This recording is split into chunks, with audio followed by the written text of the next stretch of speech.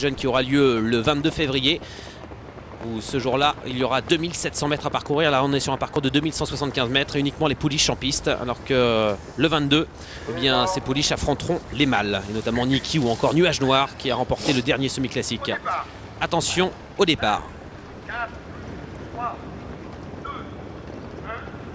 Allez, c'est parti, alors que le 3 est au grand galop. Nicia du Tidja, elle a perdu beaucoup de temps, l'une des favorites de cette compétition. Et devant, on retrouve la favorite Nina Madric, le numéro 10 en deuxième position. C'est le 4, Nini des Cornets, le long de la corde de New Orleans. C'est bien parti. On voit ensuite Nadia Dubuisson avec Nikita Tchenu, alors que le numéro 3, qui était parti sur un temps de galop, va essayer de revenir sur le peloton, mais ça va être difficile. Là, ce Nouchkan Normal est au grand galop, là à l'arrière du peloton. C'en est fini de ses chances. On est en pleine descente et c'est Nina Madric qui a pris l'avantage nettement. La Kazakh de Paul Azria est en tête de course avec plusieurs longueurs d'avance. En deuxième position, Nini des Cornets avec également le long de la corde New Orleans. La quatrième place pour Nadia Dubuisson. On voit ensuite Noura Dliton avec également Nikita Tchenu, et à l'extérieur, l'autre Nikita, c'est Nikita Durib. Et en dernière position, à plusieurs longueurs du peloton, c'est donc Franck Nivard et Nicia du Tidja, le numéro 3.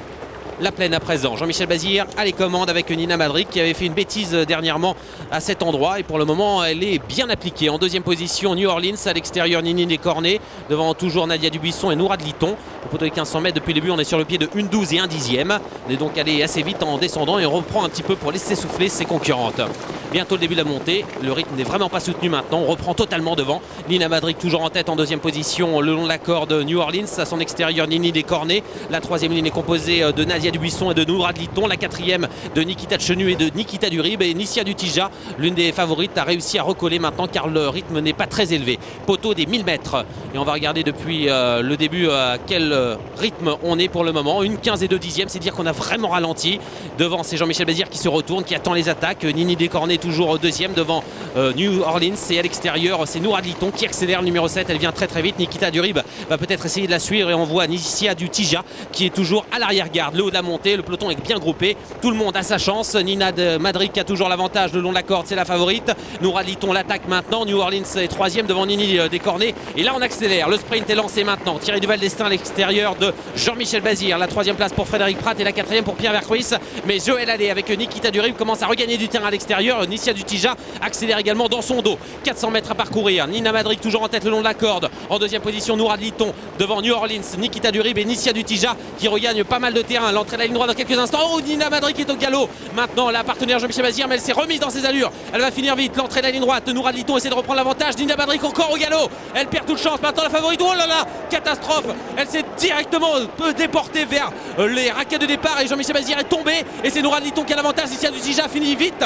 Nicia du Tidja va-t-elle avoir le temps de revenir sur Noura Dliton? Non, car c'est Thierry Duval d'Estaing qui s'impose facilement avec Noura. La deuxième place pour le 3, Nicia du Tidja. La troisième place pour Nikita Durib devant Nadia Dubuisson. Alors que je vois Jean-Michel Bazir qui s'est relevé, de même que la favorite de cette course, Nina Madric, au niveau des raquettes de départ. Alors que s'est-il passé? On va en savoir plus dans quelques instants. Difficile d'appréhender ce type d'incident. Mais là, c'est assez rare de voir ça. Alors regardons. La jument est au galop à l'entrée de la ligne d'arrivée. Elle va faire un écart. Et non, mais parce qu'elle voit qu'elle a la possibilité d'aller sur la gauche. Elle a aperçu un petit passage de mâche fer là, au niveau des raquettes de départ. Le poteau est pris. Regardez Jean-Michel. Il va retomber sur ses jambes quand on a la vista, Pierre. Quand on a la vista, c'est quand même quelque chose d'extraordinaire. Cette chute-là, elle peut se reproduire à 50 reprises. Si ça se trouve, Jean-Michel ira au sol. Et là, il est retombé sur ses pattes comme un magicien. Oh là là, incroyable. Et là, on essaie d'enlever le sulky qui est complètement pris avec le poteau. Là, damier blanc et rouge. Plus de poteau. Hein. Il n'y a plus de poteau. Vous voyez Fabrice Soulois à droite, l'entraîneur. On a eu très très peur. Bah, elle s'est déportée. Elle a vu qu'elle avait un petit passage à prendre vers les raquettes. Et Jean-Michel Bazir c'est la folie, a réussi à rester debout. Je crois qu'il était tombé, mais finalement il est resté debout. Quand il va revoir ces images, Jean-Michel, est-ce qu'on peut revoir ces images? Elles sont impressionnantes.